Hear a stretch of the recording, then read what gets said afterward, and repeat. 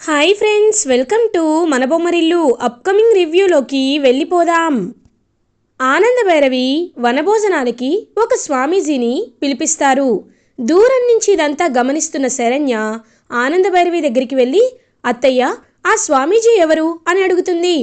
ఆయన చాలా మహిమలు, శక్తులు ఉన్న స్వామీజీ. ఒక మనిషిని చూస్తే వాళ్ళ మానసిక స్థితి ఏంటి, వాళ్ళు ఎలాంటి వారు అని వెంటనే చెప్పేయగల మేధావి.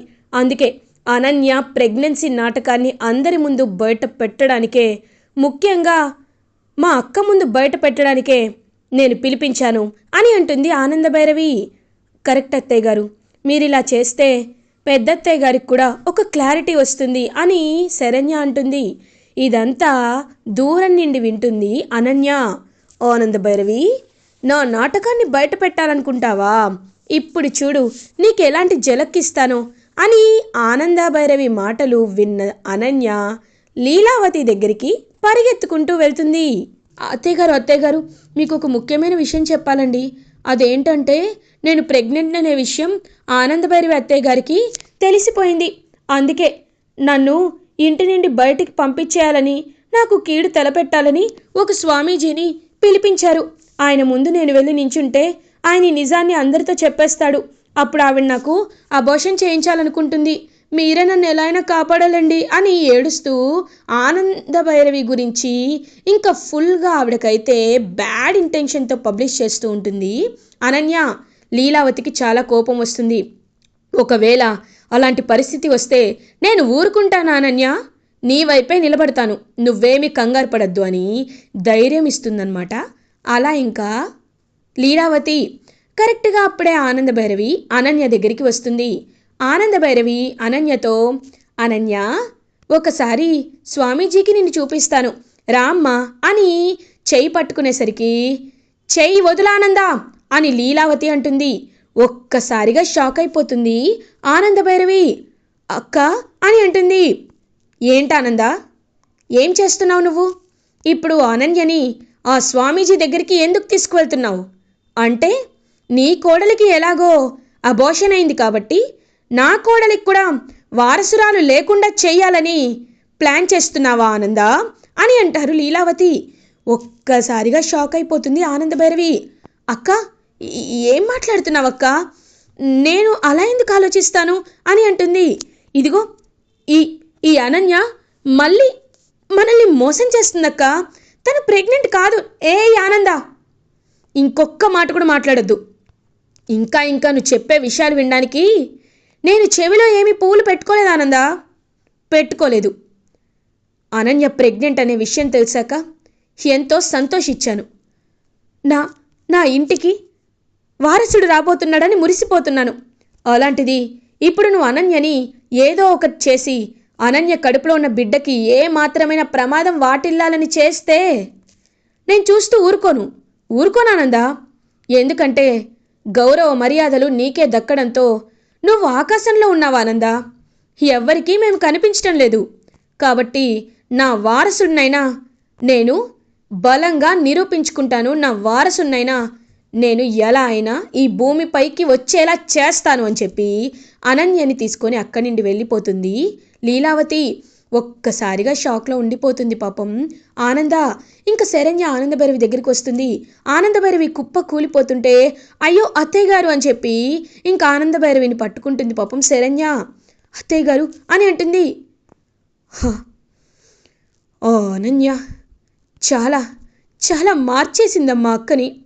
ఎప్పుడూ నా గురించి ఆలోచించే అక్క, నాలో ఎలాంటి స్వార్థం లేదని తెలిసిన అక్క ఇంతలా బోధపడుతుందంటే దానంతటికీ కారణం అనన్యనే. ఎలా అయినా అనన్య నోటితోనే అక్క కళ్ళు తెరిపించాలి అని అంటారు. అత్తయ్య గారు, మనం ఇంటికి వెళ్ళాక ఖచ్చితంగా అనన్య అక్క పాపాల్ని కడుగుదాం. మీరేమీ కంగారు పడకండి. మీరు రండి అత్తయ్య గారు. ఒకవేళ ప్రీతి అక్క ఇదంతా చూసిందంటే అక్కకి డౌట్ వస్తుంది. డౌట్ వచ్చిందంటే అనన్య అక్కకి ఇంకా బలం పెరుగుతుంది. మనం తన బలం పెరిగించేలా చేయకూడదు. రండత్తయ్య గారు అని పాపం శరణ్య ఆనందభైరవిని అక్కడి నుండి తీసుకువెళ్తుంది. ఇంకా అలా ఆనందభైరవి ఫ్యామిలీ అందరూ హ్యాపీగా ఉండేసరికి ఆనందభైరవి లీలావతి మాత్రం మొహమంతా ముభావంగా పెట్టుకుంటారు. ఇంకా అలా అందరూ భోజనాలు వడ్డిస్తూ ఉంటే లీలావతి ఆనందభైరవిని చూడగానే మొహం తిప్పుకుంటుంది. ఇంకా అందరికీ పాపం ఆనందభైరవి తన చేత్తో భోజనాన్ని వడ్డిస్తూ ఉంటుంది. అందరూ హ్యాపీగా భోజనం చేస్తారు. ఆనంద గారు, మీరు రావడంతోనే ఫంక్షన్కి కళ వచ్చింది. నిజంగా మీరు రావడం మా అదృష్టం. అయితే మీరు నాకే సపోర్ట్ చేస్తారు కదూ అని అంటారు. తప్పకుండా అని అంటుంది ఆనందభైరవి. సరే వెళ్ళొస్తామండి అని ఆనందభైరవి ఫ్యామిలీ అంతా వనభోజనాలు కంప్లీట్ చేసుకొని ఇంకా అలా హ్యాపీగా బయలుదేరుతారు ఇంటికి. ఆనందభైరవి లీలావతితో ఎంతసార్లు ట్రై చేసినా మాట్లాడడానికి ఆవిడ మాట్లాడరనమాట. ఆవిడ చాలా అంటే చాలా ముభావంగా కూర్చొని ఉంటారు. అనన్య ఇంకా అలా చాలా ఇరిటేటింగ్గా చూస్తూ, ఇదే కదా నేను కావాలనుకున్నది. ఆనంద అత్తయ్య, మీరు మా అత్తయ్య గారిని ఇన్ని రోజులు చాలా కంట్రోల్డ్గా ఉంచారు. ఒక్కసారి అధికారం అనే ఆశ మా అత్తయ్య గారికి కలిగింది అంటే ఇంకా ఎవ్వరూ ఆపలేరు అని నవ్వుకుంటూ ఉంటుంది అనన్య. ఇది ఇలా ఉండగా మార్నింగ్ అవుతుంది. ఆనందభైరవి అటు ఇటు తిరుగుతూ ఆలోచిస్తూ ఉంటే అనన్య దగ్గరికి లీలావతి వచ్చి, అమ్మ అనన్య, ఇదిగో నువ్వు హ్యాపీగా కూర్చో అని చెప్పి ఇంక తనకు అన్ని సేవలు చేస్తూ ఉంటుంది. ప్రీతి ఇంకప్పుడే అక్కడికి వచ్చేసరికి ఆనందభైరవి, అత్తయ్య ఒకసారి నేను ఆఫీస్కి వెళ్ళి రావచ్చా అని అడుగుతుంది ప్రీతి. వెళ్ళమ్మా, అందులో ఏముంది? ఆఫీస్ అంటే, ఈ కంపెనీ అంటే మనొక్కరిదే కాదు కదా, అందరిది కదా అని అంటారు ఆనందభైరవి. మాటలు మనసులోండి వస్తే ఎవరికైనా అర్థమవుతుంది, కానీ పైకొక మాట లోపలొక మాట ఉంటే మాత్రం అది అర్థం చేసుకోవడం చాలా కష్టం అని లీలావతి ఇండైరెక్ట్గా ఆనందభైరవిని అంటుంది. పాపం ఆనందభైరవి లీలావతి మాటలకి చాలా బాధపడుతుంది. ఇంకా వెంటనే అనన్య లీలావతి వైపు పొగరుగా, లైక్ ఆనందభైరవి వైపు పొగరుగా చూస్తూ ఉంటుంది. అప్పుడే కరెక్ట్గా శరణ్య అనన్య దగ్గరికి వస్తుంది. అక్క, నువ్వు ప్రెగ్నెంట్ అనే విషయం అత్తయ్య గారికి తెలిసింది కదూ, కాబట్టి మనం హాస్పిటల్కి వెళ్దామా అని అడుగుతుంది. ఏంటి శరణ్య, నువ్వు కూడా ఆనంద అత్తయ్యతో చేతులు కలిపావా అని అడుగుతుంది. అయ్యో, నేనెందుకు చేతులు కలుపుతానక్క, నువ్వు నా సొంత అక్కవక్క, నేను ఎప్పుడూ నీకే సపోర్ట్ చేస్తాను. కాకపోతే నీ కడుపులో ఉన్న బిడ్డ బాగుండాలని మనం గుడికి వెళ్దామక్క, రా వెళ్దాం అని అనన్యని ఇంక తీసుకువెళ్తూ ఉంటుందన్నమాట శరణ్య. నేను రాను అనన్నా, దేవుడి విషయంలో నా అనకూడదు, కళ్ళిపోతాయి, రా అక్క అని చెప్పి ఇంకా ఆనందభైరవి కళ్ళ ముందే శరణ్య అనన్యని లాక్కు వెళ్తూ ఉంటుంది. కార్లో గట్టిగా కూర్చోబెట్టి ఇంకా కార్ డ్రైవర్కి ఒక ప్లేస్ చెప్తుంది. ఇంకా కార్ డ్రైవర్ అయితే ఆ ప్లేస్కి తీసుకువెళ్తాడు. అలా ఇంకా అనన్య, ఏంటి ఈ తింగరిది, దీని వేషాలతో నన్ను చంపేస్తుంది, ఎలాగో దీని అవసరం ఎప్పుడోకప్పుడు నాకు ఉంటుందని తప్పక వస్తున్నాను అని ఇంకా ఇరిటేటింగ్గా చూస్తూ ఉంటుంది అనన్య.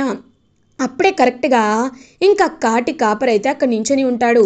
ఒక్కసారిగా శరణ్య, ఒక్క నిమిషం కారాపు, చూడండి, మీరు 25 ఏళ్ళ అమ్మాయి అని అన్నారు కదా అక్కడికి వచ్చింది, అది తనేనా, ఒకసారి చూసి చెప్పండి అని అడుగుతుంది శరణ్య.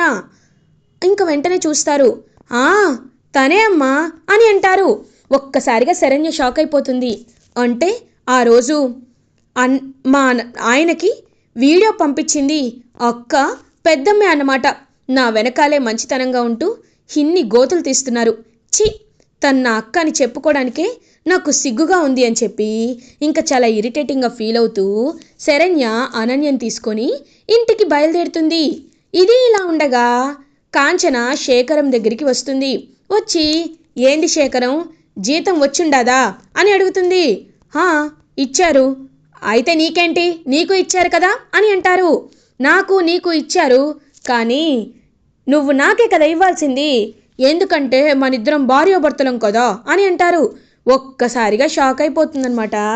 ఇంకా వెంటనే ఆనందభైరవి, కాంచన అని గట్టిగా అరిసేసరికి ఒక్కసారిగా వణికిపోతూ ఉంటారు శేఖరం. అటు చూడమ్మి అని అంటారు.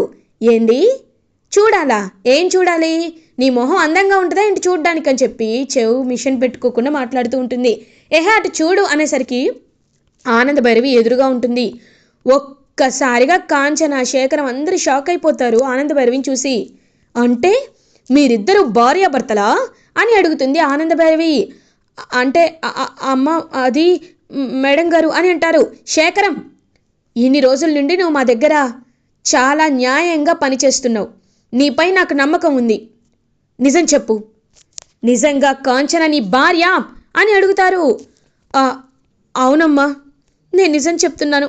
ఇది నా భార్య. నన్ను పెళ్లి చేసుకుంది. కానీ బిడ్డ పుట్టిన తర్వాత నన్ను వదిలేసి పారిపోయిందమ్మా ఇది అని జరిగిందంతా చెప్తారు. ఒక్కసారిగా కాంచన అనన్య కన్న కూతురు అని తెలుసుకొని ఇంకా షాక్లో ఉండిపోతుంది ఆనందభైరవి. వెంటనే ఇంకా తీసుకువచ్చి ఆ విషయాన్ని లీలావతితో చెప్తుంది. అక్క చూడు, కావాలంటే తన్నోటితోనే చెప్పిస్తాను. నిజం చెప్పు, నిజంగా అనన్య ప్రెగ్నెంటా చెప్పు అని కాంచనని కొడితే ఇంకా కాంచన తట్టుకోలేక అమ్మో వద్దు వద్దు చెప్పేస్తాను, నా కూతురు అనన్య ప్రెగ్నెంటే కాదు, మీ ముందు కావాలని నటిస్తుంది అని కాంచన చెప్పేసరికి ఒక్కసారిగా లీలావతి షాక్ అయిపోతుంది. అదే టైంకి శరణ్య అనన్యని తీసుకొచ్చి ఆ రోజు నాపై నిందపడ్డానికి కారణం కూడా వీళ్ళే అని తెలుసుకొని ఇంకా తన ఫోన్ని గట్టిగా లాక్కొని అనన్య ఫోన్ని అందులో ఉన్న ఒరిజినల్ ఫుటేజ్ని తీస్తుంది. తనైతే శరణ్య తీపించి ఆ ఒరిజినల్ ఫుటేజ్ని దర్శన్కి చూపిస్తుంది. ఒక్కసారిగా ఒరిజినల్ ఫుటేజ్ చూసిన దర్శన్ శరణ్య యాక్చువల్లీ సమీరాని చంపడానికి కాదు, సమీరాని పడిపోబోతుంటే కాపాడిందని, తర్వాత సమీరానే తన్ని తోసేయబోతుంటే ఆనందభైరవి వచ్చి సమీరాని భయపెడితే యాక్సిడెంటల్గా సమీరా లోయలో పడిపోయింది అనే నిజాన్ని తెలుసుకుంటాడు దర్శన్. తెలుసుకొని మీరు ఇంతకి దిగజారుతారని నేను అస్సలు అనుకోలేదు. ఎడిట్ చేసిన ఫుటేజ్ని పంపించి ఇన్ని రోజులు శరణ్యని నాకు దూరం చేస్తారా? అమ్మా, ఇలాంటి వాళ్ళకి ఖచ్చితంగా నువ్వు ఏదో ఒక పనిష్మెంట్ ఇవ్వాలి అని అంటారు దర్శన్. ఖచ్చితంగా నాన్న, ఇన్ని రోజులు వీళ్ళు ఆడవాళ్ళు కదా, సమాజం బాలేదు, వీళ్ళు బయటికి వెళ్తే ఎలా బ్రతకగలరు, కనీసం తినడానికి తిండి లేక మాడి చచ్చిపోతారనుకొని ఏదో పని మనిషిగా అయినా ఈ ఇంట్లో ఉండనిచ్చాను. కానీ ఇప్పుడు అలాంటి ఛాన్సే లేదు. ఇదిగో ఈ అనన్య కన్న తండ్రి ఈ శేఖరమే కాబట్టి, అలాంటప్పుడు ఈ శేఖరం తనకి తోడుగా ఉన్నాడు కాబట్టి ఎక్కడికి వెళ్ళినా తన్ని బాగానే చూసుకుంటాడు. ఏయ్ కాంచన, శేఖరం, అనన్య, ఇకపై మీరు ఇంట్లో ఉండడానికి వీల్లేదు, పొండి బయటికని చెప్పి ఇంకా అలా వాళ్ళనైతే బయటికి పంపించేస్తుంది అనన్య కాంచనని. ఆనంద భైరవి ఇంకా అలా అనన్య తప్పులన్నీ బయట పడిపోవడంతో అలా అక్కడి నుండి వెళ్ళిపోతుంది కోపంగా చూస్తూ అనన్య. అలా దర్శన్ శరణ్య ప్రాబ్లం, లీలావతికి నాటకాలు ఆడిన ప్రాబ్లం అన్నీ సాల్వ్ చేసి ఆనంద భైరవి మళ్ళీ అందరి మెప్పు పొందుతారు. ఇది ఇలా ఉండగా మార్నింగ్ అవుతుంది. శరణ్య దర్శన్ హ్యాపీగా ఆఫీస్కి రీచ్ అవుతారు. సమీరా మాత్రం అలా ఇంకా చూస్తూ ఉంటుందన్నమాట శరణ్య వైపు. నువ్వు నన్ను కనిపెట్టాలని ఎంత ప్రయత్నించినా నేను నీకు దక్కను కదా అని చెప్పి ఇంకా అలా కోపంగా చూస్తూ ఉంటే అప్పుడే దర్శన్ అక్కడికి వస్తాడు. ఏంటి మిస్టర్ సౌమ్య, మిస్ సౌమ్య, మీరు ఇక్కడేం చేస్తున్నారు అని అడుగుతారు. ఏం లేదు, జస్ట్ క్యాజువల్ సార్. సార్, మీరు నిజంగా ఈ కంపెనీని ఎంతో డెవలప్ చేశారు అని విన్నాను, అది చాలా హ్యాపీగా ఉంది సార్ అని ఇంకా అలా కావాలని క్లోజ్గా మాట్లాడుతూ ఉంటుందన్నమాట సమీరా దర్శన్తో. ఇదంతా దూరం నుండి గమనిస్తుంది శరణ్య. వెంటనే దర్శన్ దగ్గరికి వస్తుంది. అప్పుడే ఇంకా దర్శన్తో సమీరా అయితే, sir once again congratulations sir, మీ వల్లే ఈ ప్రాజెక్ట్స్ ఇంత బాగా సక్సెస్ అవుతున్నాయని షేక్ హ్యాండ్ ఇస్తూ ఉంటే ఒక్కసారిగా దర్శన్కి ఫెమిలియర్ ఫీలింగ్ అయితే వస్తుంది. ఈ షేక్ హ్యాండ్ నాకు ఎక్కడో ఇచ్చినట్లు అనిపిస్తోంది, ఇంతకు ముందు మేము ఎప్పుడు కలవలేదు, మరి నాకు ఎందుకు ఈ టచ్ ఇంత కొత్తదిలా అనిపించడం లేదని చెప్పి దర్శన్ ఆలోచిస్తూ ఉంటాడు. అదే టైంకి శరణ్య, ఏంటి సౌమ్య ఇక్కడేం చేస్తున్నావు అని అడుగుతారు. ఏం లేదు మేడం, సార్ని అప్రిషియేట్ చేస్తున్నాను అంతే మేడం అని అంటారు. హో అవునా, చేసావు కదా, వెళ్ళు అని వెళ్ళబోతుంటే ఇంకలా సమీరా చేతికి ఉన్న టాటూని చూస్తుంది శరణ్య. ప్రకాష్ అని టాటూ చూడడంతో ఒక్కసారిగా షాక్ అయిపోతుందనమాట. అలా ఇంకా శరణ్య, ఇదేంటి ఈ టాటూని ఎక్కడో చూసినట్టుందే, అయినా ప్రకాష్ అని రాయడం ఏంటి అని చెప్పి ఇంకా ఆలోచనలో పడుతుందనమాట శరణ్య. లేదు, తను వచ్చినప్పటి నుండి ఆయనలో చాలా పెద్ద మార్పుని చూశాను, ఇప్పుడేమో ఇలా రాసుంది అంటే దీని అర్థం ఏంటి? ఖచ్చితంగా అసలు ఈ సమీరా ఎవరో తెలుసుకోవాలి అని ఇంకా ఆలోచిస్తూ కారులో ఇంటికి బయలుదేరుతూ ఉంటే కరెక్ట్గా అప్పుడే ఒక ఆవిడ వస్తుంది. మేడం మేడం అని చెప్పి శరణ్య కార్ దగ్గరికి వస్తుంది. ఎవరు ఎవరు నువ్వు అని అడుగుతారు. మేడం, నేను బెంగళూరు హెడ్ ఆఫీస్ నుండి పంపించిన మీ స్టాఫ్ సౌమ్యని మేడం అని అంటుంది. ఒక్కసారిగా శరణ్య షాక్ అయిపోతుంది. వాట్, నువ్వు సౌమ్యవా? మరి మా ఆఫీస్కి వచ్చినావెవడు అని అడుగుతారు శరణ్య. మరి మన ఆఫీస్లో ఉన్న సమీరా ఎవరు అని చెప్పి కనుక్కోవడానికి అలా ఇంకా బయలుదేరుతుందనమాట సమీరా వాళ్ళ ఇంటికి శరణ్య. వెళ్ళి చూసేసరికి అక్కడ క్లియర్గా సమీరా వాళ్ళ ఇంట్లోనే కొత్త సౌమ్య ఉండడంతో ఒక్కసారిగా షాక్ అయ్యి సమీరా ఫేస్ సర్జరీ చేయించుకుంది అనే అతిపెద్ద నిజాన్ని తెలుసుకుంటుంది శరణ్య. ఇలా ఎపిసోడ్ ఎండ్ అవుతుంది. ఫర్దర్ ఎపిసోడ్ రివ్యూస్ ముందుగా మీకు కావాలి అనుకుంటే మా ఛానల్ని సబ్స్క్రైబ్ చేసుకోండి. Thanks for watching.